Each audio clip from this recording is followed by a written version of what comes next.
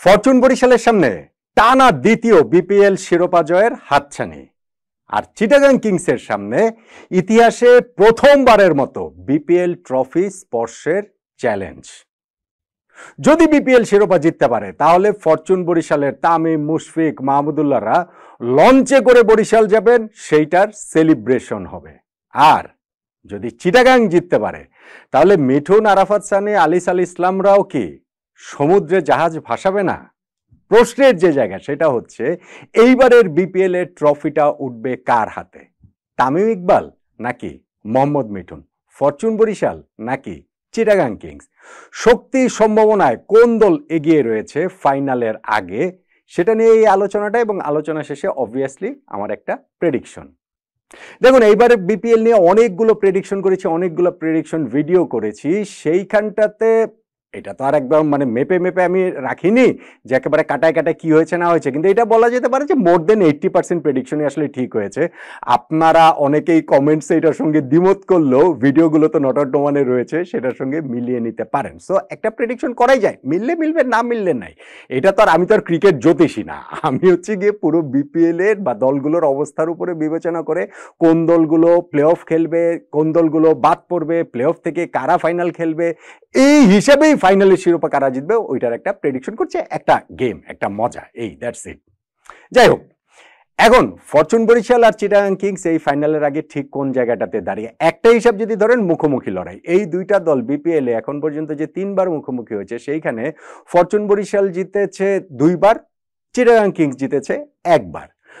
League পর্বের দুইটা লড়াইয়ের মধ্যে প্রথমটা বরিশাল জিতেছিল, পরেরটা চিটাগাং জিতেছে। কিন্তু প্রথম কোয়ালিফায়ারে যে দল দুটো মুখোমুখি হয়েছিল পয়েন্ট টেবিলের 1-2 নম্বরে থাকার সূত্রে, সেইখানটাতে ফরচুন বরিশালের আরেকটা জয়, আরেকটা বিধ্বংসী জয়। সো এই জায়গাটাতে নিঃসন্দেহে বরিশালের একটা অ্যাডভান্টেজ থাকবে। আবার আপনি কিভাবে চিটাগাং কিংসের অ্যাডভান্টেজ থাকবে না বলতে পারেন, যখন তারা দ্বিতীয় কোয়ালিফায়ারে খুলনা টাইগার্সের বিপক্ষে ওইরকম একটা জয় পেয়েছে, লাস্ট ওভারে 15 রান করে জয় পেয়েছে, লাস্ট বলে বাউন্ডারি মেরে জয়টা পেয়েছে। সো কনফিডেন্সের জায়গায় আমার কাছে মনে হয় বরিশাল এবং চিটাগাং সমানে সমান। যদি দলের ক্রিকেটারদের অবস্থা দেখি, শক্তি দুর্বলতার ওই জায়গাগুলো যদি দেখে, তাহলে কি দেখতে পাই আমরা? ধরেন ফরচুন বরিশালের ব্যাটিং, তামিম ইকবাল তিনি এইবারও বরিশালের পক্ষে হাইয়েস্ট রান গেটার এখন পর্যন্ত, এবং বিগ ম্যাচে বিগ পারফরমেন্স তার কাছ থেকে টাইম এনে কিন্তু অনেক দেখা গিয়েছে। সো বিপিএল ফাইনালও ওইরকম কোনো কিছু হতেই পারে। ওপেনার হিসেবে তাওহিদ হৃদয়কে তারা প্রমোট করেছে, এবং তাওহিদ হৃদয় আস্থার প্রতিদানটা ফাইনালি গিয়ে এই কোয়ালিফায়ার ম্যাচটাতেই দিয়েছেন, যেখানে একটা 82 রানের দুর্দান্ত একটা ইনিংস তিনি খেলেছেন। দাউদ মালান তিনি তো ম্যাচ উইনার হতে পারেন এনি গিভেন ডেতে, তিনি একা খেললেই ম্যাচের রেজাল্টটা ফরচুন বরিশালের পক্ষে চলে আসা সম্ভব।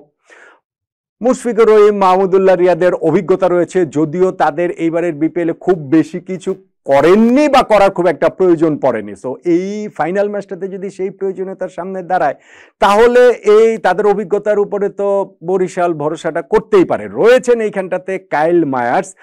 যদি আপনি ব্যাটিং এর কথা বলেন, ব্যাটিং ডেপটা কিন্তু তাদের এরপরেও আরো অনেক বেশি রয়েছে। আমি ঠিক নিশ্চিত না যে মোহাম্মদ নবীকে তারা খেলাবে, নাকি এই ম্যাচের জন্য যে জিমিনি শামকে উড়িয়ে এনেছে তাকে 11-এ খেলানো হবে। এইখানটাতে ব্যাটিং শক্তির জায়গাটা তাতে খুব একটা তারতম্য হবে বলে মনে হয় না।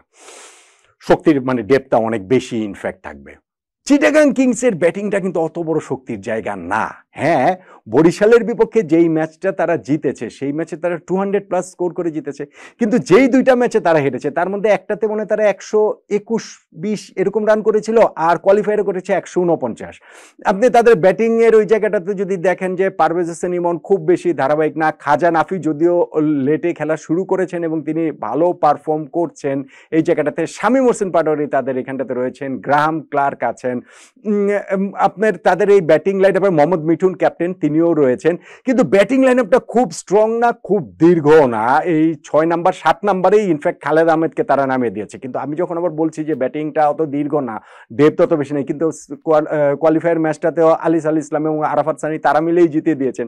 ফলে এই জায়গাটাকে তাদেরকে একেবারেই যে উড়িয়ে দেওয়ার উপায় নেই, কিন্তু ডেফিনেটলি ব্যাটিং শক্তির ওই জায়গাটাতে আমার মনে হয় যে চিটাগাং কিংসের চেয়ে ফরচুন বরিশাল এগিয়ে থাকবে। বোলিং বোলিংয়ের বিবেচনা যদি নেন তাহলে এইখানটাতে আমার মনে হয় যে চিটাগাং কিংসের বোলিংটা স্ট্রং, তাদের ব্যাটিংয়ের তুলনায় তো ডেফিনেটলি স্ট্রং। তাদের এখানে স্পিনার হিসাবে আরাফাত সানি রয়েছেন, আলিস আল ইসলাম এইবারের বিপিএলে তার মাঝখানে বোলিং অ্যাকশন নিয়ে ওই কি বলে চলে যে রিপোর্টেড তিনি হলেও তারপরেও কিন্তু তিনি খুব ভালো বোলিং করেছেন এবং তিনি ডিসাইডার হয়ে যেতে পারেন। তার স্পিনের অ্যাটাক আর পেস বোলিংয়ে তাদের শরীফুল একটু ইরাটিক, কিন্তু বিনুরা ফার্নান্দো কিন্তু খুব ভালো বোলিং করছেন। খালেদ আহমেদ এইবারের বিপিএলে আরও একজন যিনি নিজেকে খুঁজে পেয়েছেন, ফলে চিটাগাং কিংসের বোলিং অ্যাটাকটা কিন্তু খুবই স্ট্রং।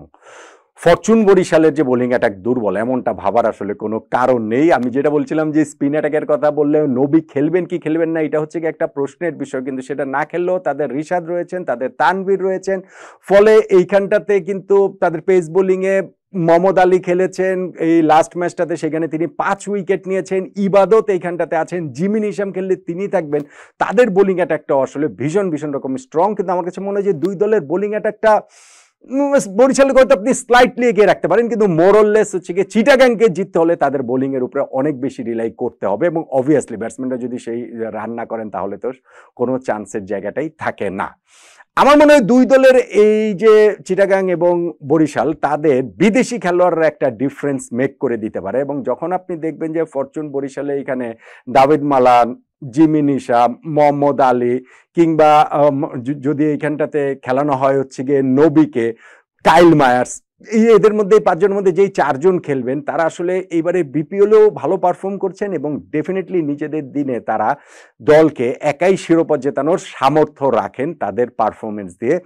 চিটাগাং কিংসের আপনি আবার বিদেশি খেলোয়াড়গুলো যে অত স্ট্রং সেইটা বলার উপায় আসলে নেই। গ্রাহাম ক্লার্ক ভালো খেলছেন, টুর্নামেন্টে কনসিস্টেন্টলি স্কোর করেছেন সেটা আমরা বলতে পারি। খাজা নাফির কথাটা বললাম যে সেই দিকে একাদশে এসে তিনিও তার পারফরমেন্সটা ভালো। বিনুরা ফার্নান্ডো তার পারফরমেন্সটা হচ্ছে গিয়ে এখানটাতে বেশ ভালো। তালাতকে খেলানো হয়েছে, হোসাইন তালাতকে লাস্ট ম্যাচে খেলানো হয়েছে, তিনিও একটা মোটামুটি স্কোর করেছেন। কিন্তু বিদেশি শক্তির এই জায়গাটাতে আমার কাছে মনে হয় যে ফরচুন বরিশাল আসলে এগিয়ে থাকবে অনেকখানি।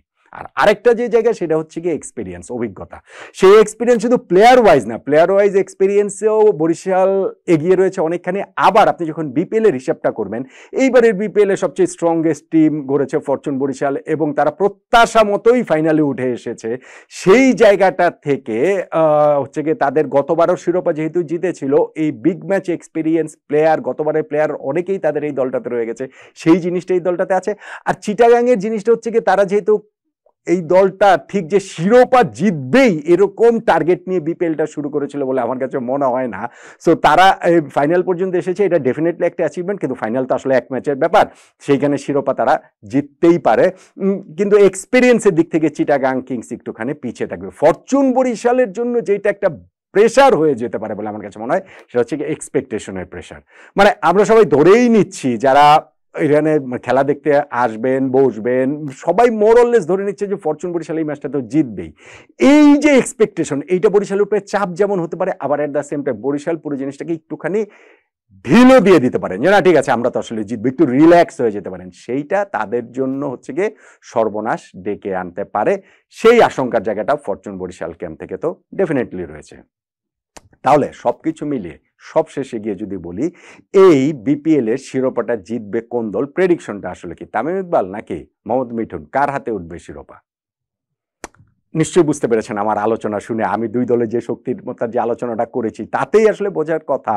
এবং আমার মনে হয় আমার সঙ্গে আপনারা বেশিরভাগই হয়তো একমত হবেন যে ফাইনালটা ফেভারিট হিসেবে ফরচুন বরিশালই শুরু করতে যাচ্ছে, এবং সেই ফেভারিটটা কিন্তু ঠিক 51-49 টাইপের ফেভারিট না, ইভেন আমি বলবো না যে 60-40 টাইপের ফেভারিট।